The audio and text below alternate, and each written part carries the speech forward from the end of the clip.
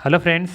आज हम इस वीडियो में बीपीएससी टीआरई 4.0 क्लास 6 to 10 के लिए मोस्ट इंपॉर्टेंट 20 प्रश्नों को सॉल्व करेंगे। सब्जेक्ट हमारा भूगोल, सेट नंबर है 34। इससे पहले ऑलरेडी हमने 33 सेट करा रखा है, उसका लिंक डिस्क्रिप्शन में दिया हुआ है या फिर प्लेलिस्ट में भी जाके आप देख सकते हैं। साथ ही साथ इन सभी प्रैक्टिस सेट का अगर पीडीएफ फाइल चाहिए तो डिस्क्रिप्शन में दिए गए लिंक पर क्लिक करके व्हाट्सअप चैनल या फिर टेलीग्राम चैनल ज्वाइन करके सीधे पीडीएफ फाइल डाउनलोड कर सकते हैं, बिना किसी तामझाम के, बिना किसी 1 रुपया खर्च किए हुए। ठीक है, तो चलिए फिर शुरू करते हैं और देखते हैं आज का पहला सवाल। आज का पहला सवाल है आपके लिए, किसको पार कर लेने पर, सवाल है किसको पार कर लेने पर एक दिन जुड़ जाता है। ठीक है, किसे पार कर लेने पर एक दिन जुड़ जाता है। 180 अंश देशांतर पश्चिम से पूरब को, या 180 अंश देशांतर पूरब से पश्चिम को, या फिर भूमध्य रेखा उत्तर से दक्षिण को, या फिर उपर्युक्त में से एक अधिक, या फिर उपर्युक्त में से कोई नहीं। तो याद रखना यहाँ पे 180 अंश देशांतर पश्चिम से पूरब को पार कर लेने पर एक दिन जुड़ जाता है। ये ऑप्शन यहाँ पे बिल्कुल सही होगा। ठीक है, चलिए समझते हैं मैप पर यहाँ पे क्या क्या हो रहा है। ठीक है, तो देखिए ये हमारा क्या ग्लोब है। ठीक है, और यहाँ पे जो भी काल्पनिक रेखाएं खींची गई हैं, किस तरीके से खींची गई हैं हम लोग बात करेंगे यहाँ पे सिर्फ देशांतर रेखाओं के बारे में। ठीक है, अक्षांश रेखाएं भी खींची गई हैं, लेकिन हम लोग बात यहाँ पे करेंगे सिर्फ देशांतर रेखाओं के बारे में। ठीक है, यहाँ पे देखिए ये रेखाएं जो 0 डिग्री रेखा दिख रहा होगा, जिसे हम लोग कहते हैं मध्याह्न रेखा। ठीक है, क्या कहते हैं? मध्याह्न रेखा, जिसे अंतर्राष्ट्रीय समय रेखा भी कहते हैं। ठीक है, अंतर्राष्ट्रीय समय रेखा। यहाँ से 1-1 डिग्री के अंतराल पर रेखाएं खींची गई हैं। ठीक है, 1-1 डिग्री पर रेखाएं खींची गई हैं। ठीक है, जो कि 1 डिग्री पार करने पर आपको समय लगता है 4 मिनट का। कितना समय लगता है? 4 मिनट का समय लगता है। ठीक है, तो ध्यान रखना यहाँ पे कि 1-1 डिग्री पर क्या खींचा गया है, लाइन खींच, काल्पनिक रेखा खींची गई हैं। इस तरीके से ये हो गया आपका 0 डिग्री रेखा, ये आपका फिर 1 डिग्री पर, फिर 1-1 डिग्री पर इस तरीके से खींची गई हैं। यहाँ पर खींचते खींचते जब यहाँ पे पहुँचेंगे इस सेंटर पे, तो यहाँ पे पहुँच जाएंगे आप 180 डिग्री पर। ठीक है, तो 1 डिग्री में 4 मिनट, तो 180 डिग्री में आप कितना पहुँच रहे हैं? तो 4 मिनट से मल्टीप्लाई करेंगे तब निकल के आएगा 720 मिनट। इसे अगर ये घंटा में चेंज करेंगे तो 60 से डिवाइड करेंगे तो निकल के आएगा 12 घंटा। ठीक है, तो 12 घंटा, इसका मतलब ये हुआ कि 12 घंटा इधर, और अगर ठीक इसी तरह इधर से चलेंगे तो ये 12 घंटा इधर, तो कुल मिला के देखेंगे कि होता है 24 घंटा। ठीक है, तो इसका मतलब ये हुआ कि पृथ्वी अपने एक्सिस पर जो घूमने में समय कितना ले रहा है, 24 घंटा का समय लेता है। सीधी सी बात है। अब यहाँ समझिए, यहाँ पे क्या है? सूर्य है, मान लेते हैं। ठीक है, यहाँ पे क्या है? ये सूर्य है। ठीक है, तो यहाँ से क्या हो रहा है कि यहाँ से ये पृथ्वी के जो घूमने का जो दिशा है, कैसे घूमता है? इस तरीके से घूमती है, ऐसे घूम रही होती हैं। ठीक है, तो यहाँ से घूम रहेंगे तो हम लोग आगे जाएंगे तो समय जुड़ता है। ठीक है, क्योंकि देखिए सूरज तो यहाँ पे पहले निकल चुका होगा, तो हम लोग जैसे जैसे आगे बढ़ेंगे तो समय इसमें क्या होगा? जुड़ता चला जाएगा। लेकिन अगर इस 0 डिग्री की जो दे रखा है, यहाँ से अगर हम बाईं तरफ जाते हैं तो समय यहाँ पर घटता है। ठीक है, क्योंकि सूरज तो यहाँ पहले निकल चुका होगा, यहाँ भी नहीं निकला है, तो पीछे जाएंगे तो समय हमारा घट जाएगा, और आगे जाएंगे तो समय बढ़ जाएगा। ठीक है, तो इसी तरीके से यहाँ पे क्या हो रहा है कि हम अगर इससे पार करते करते, इस रेखाओं को पार करते करते, ये वाला रेखा जो है जिसे कहते हैं अंतर्राष्ट्रीय तिथि रेखा भी, अगर उसे पार कर जाते हैं तो आपका समय में एक दिन क्या होगा? जुड़ जाएगा। कैसे जुड़ेगा? तो सोचिए, यहाँ से लेकर के कंप्लीट यहाँ तक आ रहे हैं आप, तो कितना दिन हुआ? एक दिन हुआ ना, 24 घंटे एक दिन। तो आप यहाँ से पार करके यहाँ से आगे निकल गए, तो निकल गए मतलब एक दिन आप आगे चले गए, क्योंकि आप यहाँ से फिर घूम करके आएंगे तो यहाँ पहुँचेंगे, तो 24 घंटे का समय लगेगा आपको। तो एक दिन, इसका मतलब कहाँ से जुड़ रहा है आपका? यहाँ से 180 डिग्री, कहाँ से कहाँ चलने पर? पश्चिम से पूरब की तरफ। ये पश्चिम से पूरब की तरफ, यहाँ से अगर ये पार कर गए, इधर निकल गए इस रेखा से 180 डिग्री से, तो इसका मतलब है कि आपके समय में एक दिन जुड़ गया, क्योंकि आप यहाँ पहुँच गए तो यहाँ से फिर ये घूम करके आप आएंगे, यहाँ पहुँचेंगे 24 घंटा पर, तो एक दिन तो जुड़ा ना आपका। ठीक है, अब एक दिन कैसे हुआ, यहाँ से हमने समझा दिया है कि 1-1 डिग्री पर देखेंगे कि 1 डिग्री में देखेंगे जो क्रॉस करने में जो समय लगता है वो 4 मिनट का समय लगता है। ठीक है, ऐसे ही आप देखेंगे, और चीज़ समझाते थोड़ा सा यहाँ पे समझिएगा कि मोटा मोटी मान लेते हैं कि यहाँ से 0 डिग्री से ये भारत कितनी दूरी पर है, मान लेते हैं 82.5 है, तो 82 मान लेते हैं। ठीक है, तो एक मिनट में कितना? 1 डिग्री में कितना मिनट? 4 मिनट। तो 82 डिग्री में कितना कितना मिनट होगा? निकालते हैं, 4 दूनी 8 और 8 चक 32। ठीक है, तो इसको अगर घंटा में चेंज करेंगे तो क्या निकल के आएगा? देखिए 6×5 = 30, 5 घंटा। ठीक है, और बच रहा है 28। ठीक है, तो मोटा मोटी क्या आ रहा है? 5.5 घंटा, है कि नहीं? तो ये 5.5 घंटा देखेंगे कि हमारा जो अंतर्राष्ट्रीय तिथि समय रेखा है, वहाँ से हम लोग 5.5 घंटा आगे हैं। बात समझ में आ रहा है?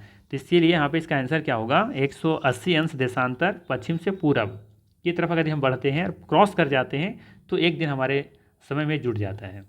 ठीक है, आई थिंक समझा पाया हूँ। ठीक है, चलिए, अगर समझ पाए हो तो अच्छी बात है, और नहीं समझ में आए तो एक बार फिर से बैक जाकर देखिए, शायद समझ में आ जाए। बाकी यहाँ पे ध्यान रखना है कि 180 अंश देशांतर को पश्चिम से पूर्व को पार करने पर एक दिन जुड़ जाता है। समझाने का प्रयास किया हम।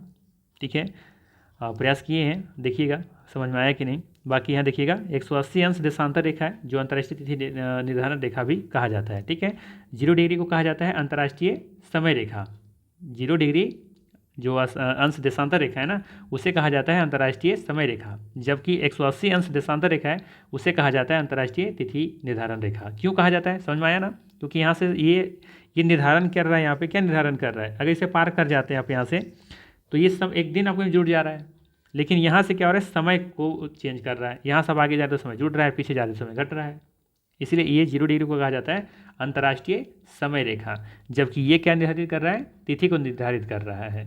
ठीक है, बाकी आगे देखिए, एक देशांतर के अंतर से 4 मिनट का अंतर आता है, वो तो हम बता दिए हम। संपूर्ण पृथ्वी को एक वृत्त मानकर 360 डिग्री अक्षांश से बांटा गया है। भूमध्य रेखा, जिसे विषुवत रेखा भी कहा जाता है, 0 डिग्री पर विभाजित होता है। ठीक है, भूमध्य रेखा पर सालों भर दिन और रात बराबर होते हैं। भूमध्य रेखा पर वर्षा अधिक होती है, सूर्य का प्रकाश भी यहाँ पे सीधा पड़ता है। ठीक है, तो सिंपल सी बात थी, कॉन्सेप्ट वाली बात थी। एक चीज़ और यहाँ पे हम बताना भूल गए, वो ये था, ध्यान दीजिएगा। देखिए, हमने कहा यहाँ पे कि ये रेखाएं हैं, 1-1 डिग्री पर खींचा गया है, राइट। 180 यहाँ पे जाएंगे, 180 डिग्री पर पहुँच गए। अब यहाँ से जब काउंटिंग करते जाएंगे आप, तो 180 पहुँचेंगे तो कहाँ पहुँचेंगे, जाहिर सी बात है इसी पर आप ओवरलैप कर जाएंगे। अर्थात अगर इधर से जा रहे हैं तो भी 180 डिग्री यहीं पर पहुँचेगा, इधर से जाएंगे तो इसी लाइन पर आ जाएगा। आने कहने मतलब है कि ये जो रेखा 180 आया तो इसी पर ये आपका, इसी के ऊपर क्या होगा, दूसरी इधर से भी 180 होगा। यानी 180 जो डिग्री जो रेखा है वो एक ही रेखा है, कोई 2 रेखा नहीं होगा। आप इधर से चल के जा रहे हैं तो भी वही 180 है, इधर से चल के आ रहे हैं तो भी 180 वही है। जैसे मान लेते हैं कुछ इस तरीके से, जैसे मान इधर से गिनते हैं 3 मान लेते हैं, हमारा 180 डिग्री है 3। तो अब जब इधर से काउंट करेंगे आप तो 1 2 3 यही आ रहा है, इधर से गिनेंगे तो 1 2 3 यही आ रहा है, तो एक ही यही वाला जो लाइन है ना 180 डिग्री है। ठीक है, आई थिंक समझाने का अच्छे से प्रयास किया। बाकी चलिए देखते हैं फिर अगला सवाल। ठीक है, चलिए अगला सवाल है कि चारागाह को पंपास कहा जाता है। सॉरी, फिर से सुनिएगा, चारागाह को पंपास कहाँ कहा जाता है? अफ्रीका में, दक्षिण अमेरिका में, ब्रिटेन में, एक से अधिक या इनमें से कोई नहीं। तो याद रखना है, चारागाह को यहाँ पे पंपास जो है ना, ये दक्षिण अमेरिका में कहा जाता है। ठीक है, तो बी ऑप्शन यहाँ पे क्या होगा, बिल्कुल सही होगा। ठीक है, चलिए बाकी कुछ इंपॉर्टेंट पॉइंट ध्यान देखिए कि लानूस जो है ये वेनेजुला और कोलंबिया में उष्णकटिबंधीय घास का ये मैदान है। और बांस जो है ये किस कुल का है ये, तो ये पौधा का है। ठीक है, बांस जो, माफ कीजिए, बांस जो है ये घास का है ये। ठीक है, बांस को मतलब कह सकते हैं घास कहा जाता है, घास कुल का है ये बांस। ठीक है, चलिए अगला सवाल लेते हैं। अगला सवाल है 49वीं पैरेलल किन 2 देशों के बीच की सीमा है? यानी 49वीं जो समांतर रेखा है वो किन 2 देशों की सीमा बीच की सीमा है? उत्तर कोरिया और दक्षिण कोरिया, यूएसए और कनाडा, उत्तर और दक्षिण वियतनाम। यानी उत्तर वियतनाम और दक्षिण वियतनाम। उपर्युक्त में से एक से अधिक या इनमें से कोई नहीं। तो याद रखना है 49वीं पैरेलल जो लाइन है ये यूएसए और कनाडा के बीच सीमा रेखा है। ठीक है, तो यहाँ पे बी ऑप्शन सही दिख रहा है। ठीक है, अब यहाँ पे देख सकते हैं ये लाइन, ये 49वीं पैरेलल लाइन है ना ये। ठीक है, अब इसे कर्व दिख रहा होगा, लेकिन इसे जब जूम करेंगे ना तो सीधी रेखा जिससे बनती है ये, तो ये कनाडा है और इधर ये यूनाइटेड स्टेट है, और ये दोनों के बीच में है 49वीं पैरेलल लाइन। ठीक, चलिए बाकी ध्यान रखना है यहाँ पे 38वां अक्षांश रेखा उत्तर कोरिया और दक्षिण कोरिया के बीच में सीमा बनाता है ये, और 17वां जो समांतर रेखा है ये उत्तरी वियतनाम और दक्षिणी वियतनाम के बीच में है, 17वां। ठीक है, चलिए अगला सवाल लेते हैं।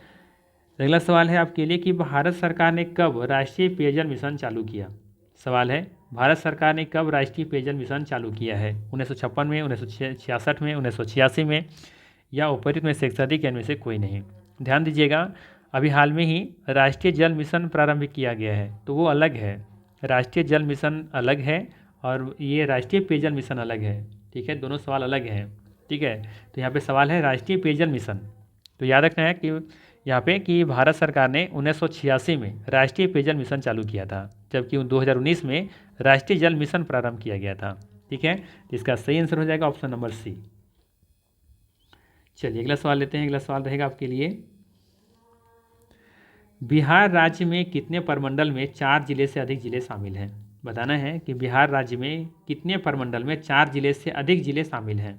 हम जानते हैं, आप लोग भी जानते होंगे कि बिहार में कुल 9 प्रमंडल हैं। कितने प्रमंडल हैं? कुल 9 प्रमंडल हैं। 9 में से देखेंगे कि बताना है आपको कि कितने से प्रमंडल है जिसमें से 4 जिले से अधिक जिले शामिल हैं। एक प्रमंडल में, 2 प्रमंडल में, 4 प्रमंडल में, या एक से अधिक, या इनमें से कोई नहीं। तो याद रखना है कि बिहार में केवल 4 प्रमंडल ऐसे हैं जिसमें 4 से अधिक जिले हैं। ठीक है, तो यहाँ पे सही आंसर हो जाएगा ऑप्शन नंबर सी। ठीक है, 4 जिले। अब देखते हैं कौन कौन है वो। देखिए यहाँ पे 3 वाला देखें जो उसमें 4 से कम किस किस में है। तो देखिए यहाँ पे एक ये वाला है ना, जो कि कोसी प्रमंडल है ये वाला। ठीक है, यहाँ पे देखेंगे भागलपुर और बांका। ठीक है, भागलपुर और बांका, जो कि ये भागलपुर मंडल है, ये 2 ही जिला इसमें है। और यहाँ देखेंगे एक ये मधुबनी, दरभंगा और समस्तीपुर है ना, तो ये दरभंगा प्रमंडल हो गया आपका, इसमें 3 ही जिला है। ठीक है, और एक आपको कहाँ दिखेगा, ये देखिए गोपालगंज, सिवान, और ये आपका यहाँ पे क्या है, सारण। तो ये सारण प्रमंडल हो गया। तो इसमें देखेंगे कि 1 2 3 4 हो गया। और कहीं दिख रहा है, देखिए ज़रा,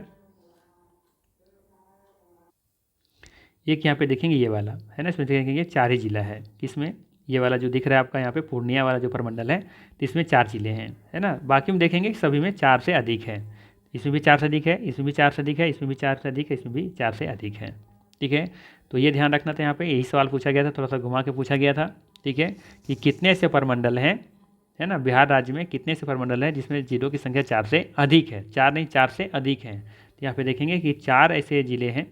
कौन कौन यहाँ पे हैं? एक तो आपका ये देखेंगे ये वाला है, ठीक है, जो कि तिरहुत वाला है। ठीक है, और एक आपका पटना वाला है।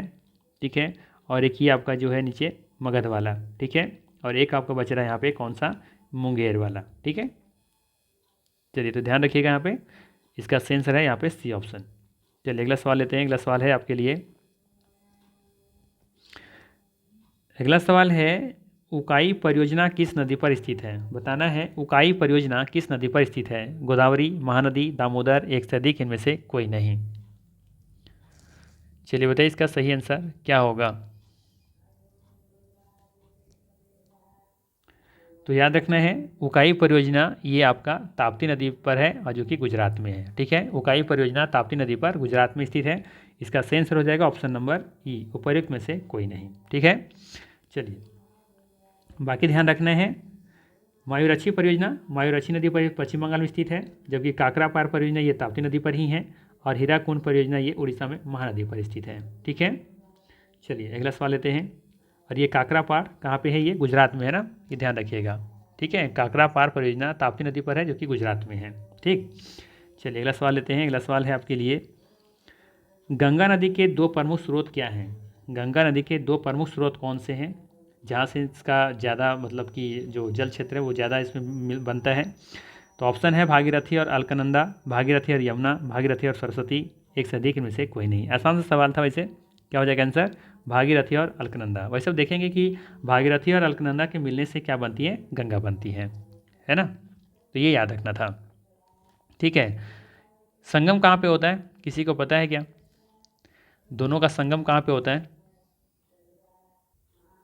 अगर किन्हीं को पता है, आसान सा सवाल है, कमेंट कीजिए, ज़रा रिवीजन हो जाएगा आपका। और ये भी ध्यान रखिएगा यहाँ पे कि गंगा नदी की लंबाई कितनी है? 2525 किलोमीटर। ठीक है, और बाकी लोग जानते ही होंगे कि गंगा भारत की सबसे पवित्र नदी मानी जाती है। ठीक है, और एक कार्यक्रम शुरू किया गया था, गंगा कार्यक्रम योजना, कब किया गया था? 1985 में।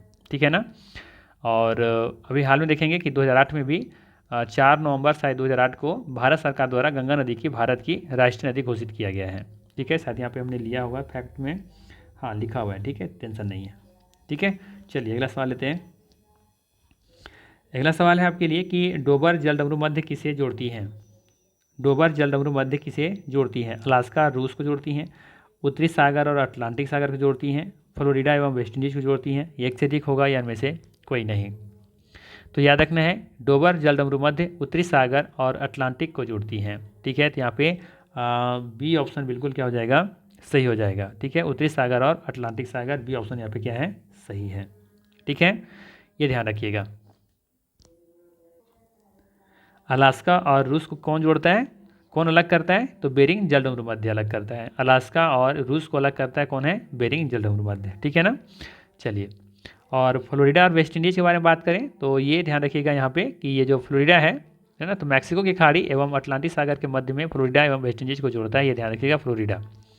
ठीक है। चलिए अगला सवाल लेते हैं। और जलडमरू क्या होता है, तो ये दो सागरों अथवा जलाशयों को जोड़ने वाली संकरी पट्टी होती है जिसे जलडमरू कहते हैं। अगला सवाल रहेगा आपके लिए कि भूकंप तीव्रता की माप रिएक्टर स्केल को कब विकसित किया गया था। भूकंप तीव्रता की माप जो रिएक्टर स्केल है इसको कब विकसित किया गया था। समझ में आ रहा है ना सवाल क्या है।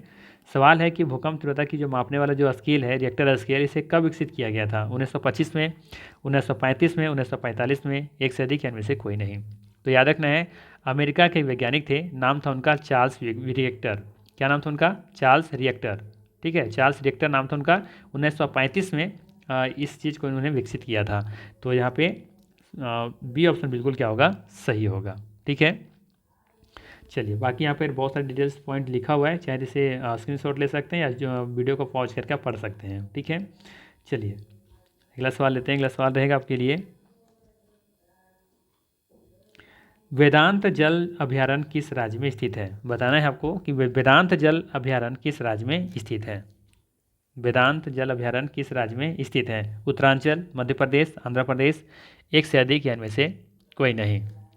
तो याद रखना है, वेदांत जल अभयारण्य ये तमिलनाडु में है। और ये भी याद रखिएगा कि ये एक जलीय पक्षी है, यहाँ पे जलीय पक्षी के लिए ये अभयारण्य बनाया गया है। ठीक है।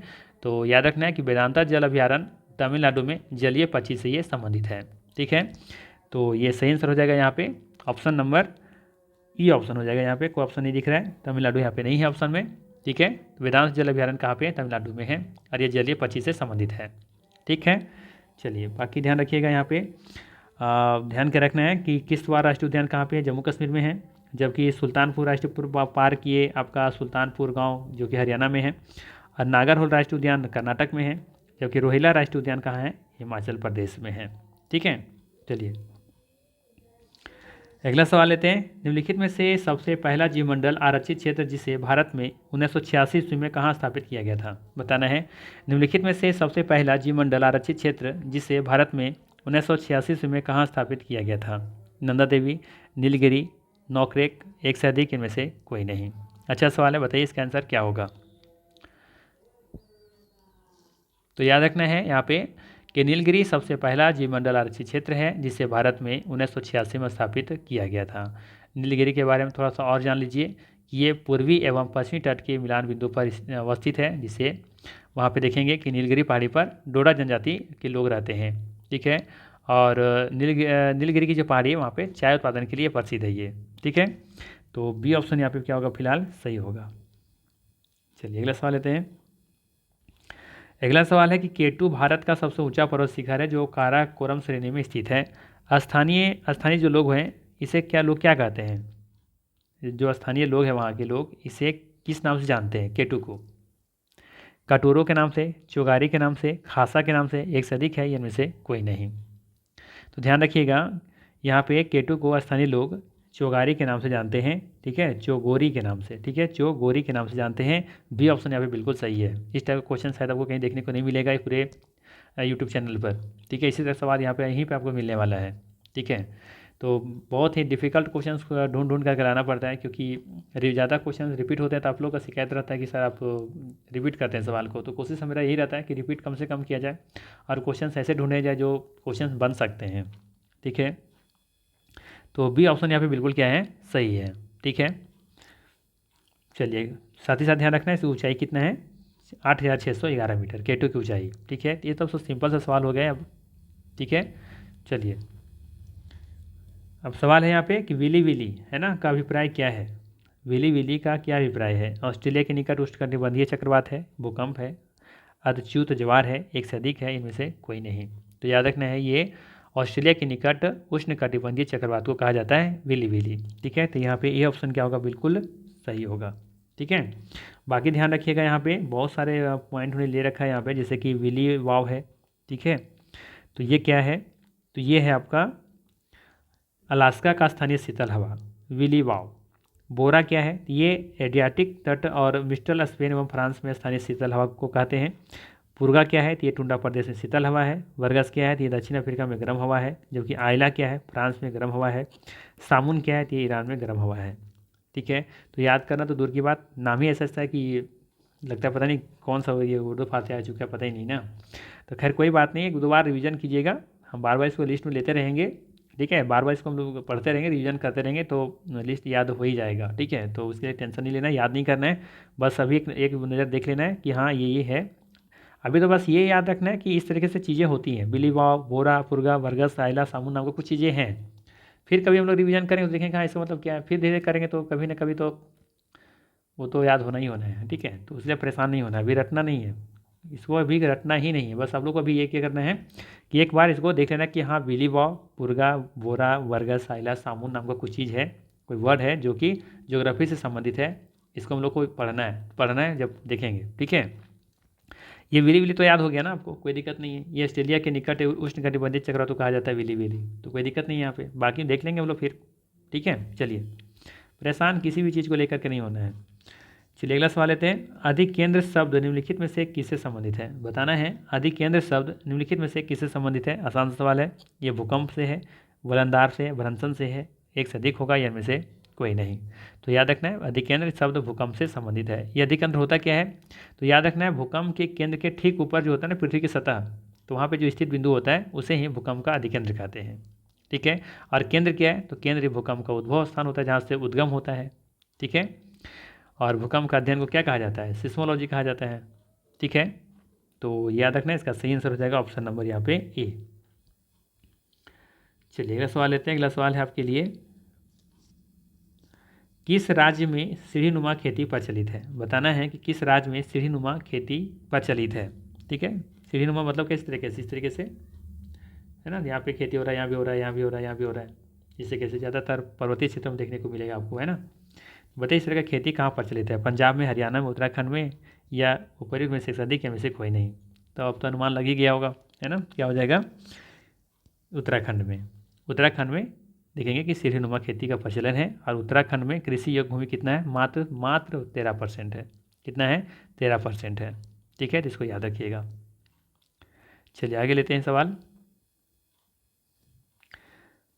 अगला सवाल है कि चिपको आंदोलन से संबंधित व्यक्ति कौन है? ये भी आसान सा सवाल है। चिपको आंदोलन से संबंधित व्यक्ति कौन है? सुंदरलाल बहुगुणा, मेधा पाटेकर, अमर्त्य सेन, एक से अधिक, इनमें से कोई नहीं। तो याद रखना है यहाँ पे कि चिपको आंदोलन से संबंधित व्यक्ति है सुंदरलाल बहुगुणा। ठीक है, इस आंदोलन की शुरुआत 1973 में उत्तर प्रदेश के चमोली जिला में शुरू हुआ था। ठीक है, याद रखना है। चिपको आंदोलन वर्तमान में ये कहाँ पड़ता है? उत्तराखंड में। जब उसमें घटना घटी थी उसमें यूपी था, तो यूपी से उत्तराखंड क्या हुआ? अलग हो गया है, तो अब हम कहेंगे उत्तराखंड। ठीक है, तो चिपको आंदोलन वर्तमान उत्तराखंड में किसानों ने वृक्षों की कटाई का विरोध करने के लिए किया था। ठीक है, और सिंपल सा है, चिपको आंदोलन क्या था? ये चिपको आंदोलन का संबंध था वृक्षों की कटाई को रोकना, है ना। तो यहाँ पे सही आंसर क्या हो जाएगा? ऑप्शन नंबर ए हो जाएगा, सुंदरलाल बहुगुणा। मेधा पाटेकर का संबंध किससे याद है किसी को? चलिए थोड़ा सा रिमाइंड हम कर दे रहे हैं। नर्मदा जो घाटी परियोजना जो थी, है ना, उससे संबंधित थी। ठीक है, तो अब डिटेल्स थोड़ा सा रिमाइंड कीजिए, है ना, कई बार हम इसको बता चुके हैं। चलिए अगला सवाल लेते हैं। अगला सवाल है आपके लिए, किस प्रकार की चट्टानों में खनिजों का जमाव परतों में मिलता है? बताना है कि किस प्रकार की चट्टानों में खनिजों का जमाव परतों में मिलता है। अग्नेय चट्टान, अवसादी चट्टान, रूपांतरित को ही कायांतरित भी कहा जाता है। काया का परिवर्तन होना, काया मतलब होता है शरीर होता है, तो उसका परिवर्तन ही क्या कहलाता है? कायांतरित।